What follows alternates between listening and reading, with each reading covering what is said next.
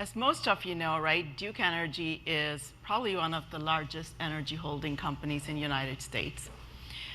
Trevor, let's talk about your team's mission, and then most importantly, how do you empower your business to give that delightful experience which Jerry talked about, and let's make it better than DMV. Sure. First off, thanks. It's great to be here. So my team's mission is really to deliver monitoring solutions and to empower innovation to be able to provide exceptional customer service. We want to make sure that our monitoring does exactly what everybody's expecting at Duke Energy. The other aspects, and I'm sure most of you guys can relate to, there's a lot of IT challenges out there. We're dealing with a lot of the same ones you guys probably are as well. So first off, we're dealing with growing data. So with all of the pressures of all the different systems pumping increased amounts of data, being able to sift through that and having the teams analyze all of that data and being able to make sense of it is just becoming more and more complicated. It's becoming unmanageable for humans. Great need for AI. There's talent shortage. We're experiencing, I'm sure many of you guys are experiencing it, is getting harder and harder to be able to empower employees, be able to try and engage them, to be able to have a positive customer experience, employee experience for them to be able to attract and retain talent at Duke Energy, and being able to try and find ways to be able to take some of those monotonous tasks they were talking about in the last panel, and being able to shift that workload into more strategic focused work that they want to be doing, that they actually enjoy, versus a lot of those different monotonous tasks.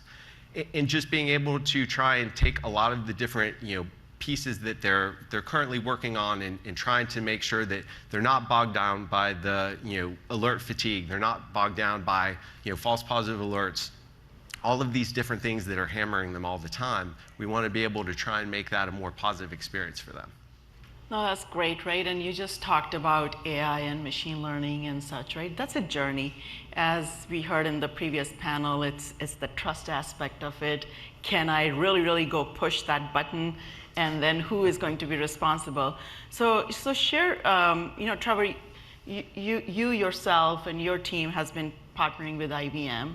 So talk a bit about what was that journey like towards your AI ops, and how did you work with our product sets and the team and the whole experience, and truly, as you and I were chatting offline here, like you became the hero for the business, right? Like, you got your posters, everybody, and they trust you, but obviously you had to trust the tools, you have to trust the AI. So what was that experience like? Sure, absolutely, great question. So we've partnered with IBM IT Automation since 2017, and they've really helped us to accelerate and optimize what we're trying to do in that space. And what we're trying to do currently is, we've been able to integrate all of our different complex systems environments to be able to push that into NetCool, which is a heritage component of the IBM Cloud Pak for Watson AI Ops, to be able to take all of these different complex monitoring systems that are critical for us and have it as our enterprise manager. And by having all of that disparate data into one central spot, it now gives us a lot of opportunity to be able to do more with that data. I think Jerry was talking about it before. Having a lot of that data is great, having the AI is great, but being able to have it see and predictively compute some of that data, do correlations that humans would never be able to understand, and be able to take that and then be able to provide predictive recommendations of, hey, you should do this, hey, check out these run books, without necessarily just automating every aspect of it. It really gives us a lot of the trust aspect to be able to understand, okay, here's what it's seeing, here's what it's recommending, here's why it's recommending it, and here are some things that we can do to automate that and to further that journey into semi-automation to fully automation. In reality, right, every organizations, at least I'm finding out within even the larger organization, each one of them got some sort of a monitoring tool, right? Absolutely. Some sort of observability. Even in the group, you might have 2 or 3 different tools. Dealing with diverse data coming from APMs, like metrics data, structured data.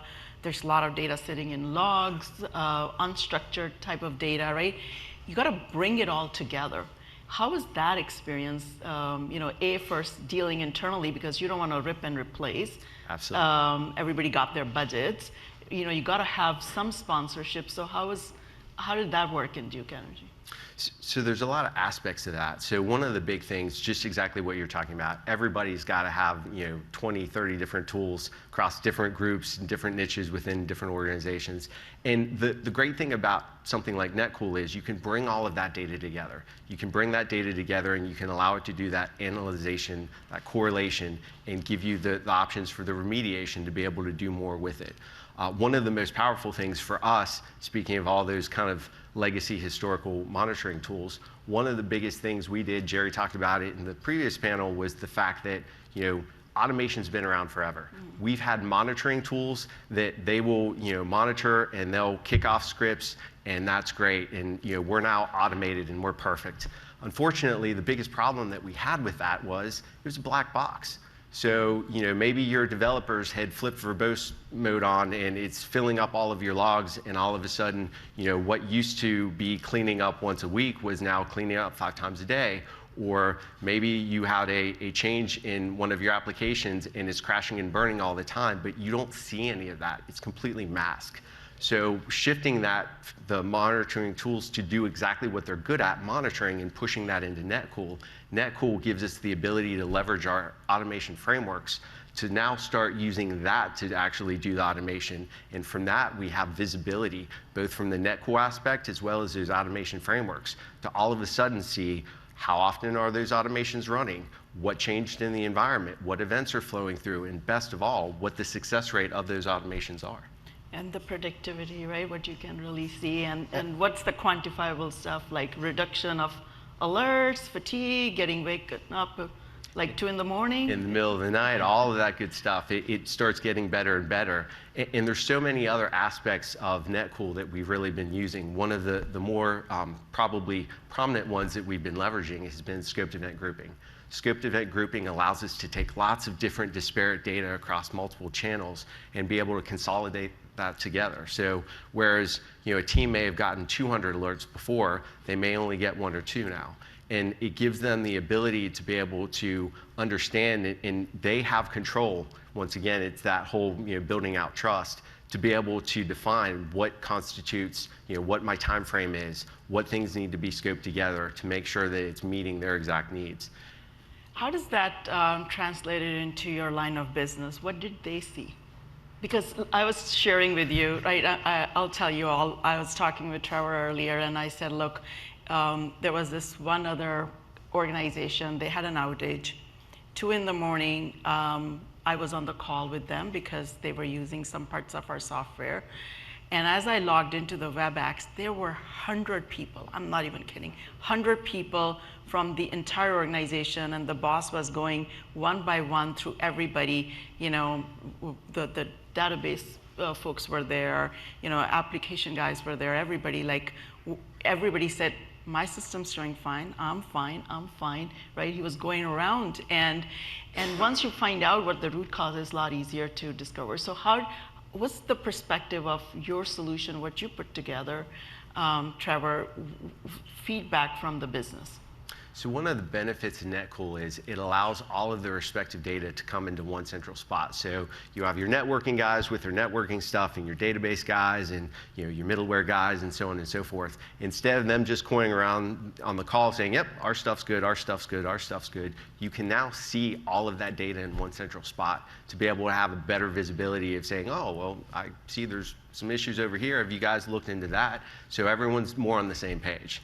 And it makes a huge difference in being able to have that trust and to be able to not have those issues in the middle of the night and have to call all the different respective people. And get it resolved. So in Trevor's world, for the future, what do you think the AI ops of the future for IT ops can do?